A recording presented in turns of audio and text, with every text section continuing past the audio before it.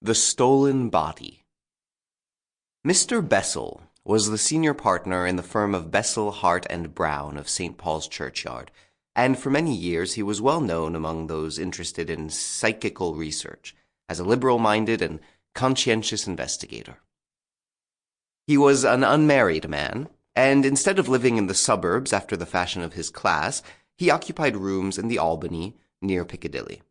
He was particularly interested in the questions of thought transference and of apparitions of the living, and in November 1896 he commenced a series of experiments in conjunction with Mr. Vincey of Staple Inn in order to test the alleged possibility of projecting an apparition of one's self by force of will through space.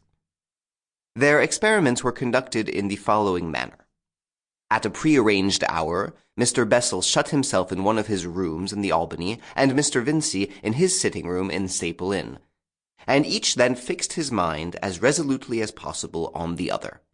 Mr. Bessel had acquired the art of self-hypnotism, and so far as he could, he attempted first to hypnotize himself, and then to project himself as a phantom of the living across the intervening space of nearly 2 miles into Mr. Vincey's apartment.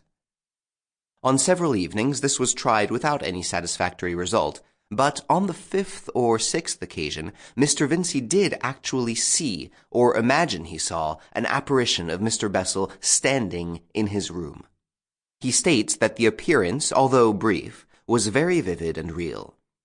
He noticed that Mr. Bessel's face was white, and his expression anxious, and moreover that his hair was disordered. For a moment Mr. Vincey, in spite of his state of expectation, was too surprised to speak or move, and in that moment it seemed to him as though the figure glanced over its shoulder and incontinently vanished. It had been arranged that an attempt should be made to photograph any phantasm seen, but Mr. Vincey had not the instant presence of mind to snap the camera that lay ready on the table beside him, and when he did so he was too late. Greatly elated, however, even by this partial success, he made a note of the exact time, and at once took a cab to the Albany to inform Mr. Bessel of this result. He was surprised to find Mr. Bessel's outer door standing open to the night, and the inner apartments lit and in extraordinary disorder.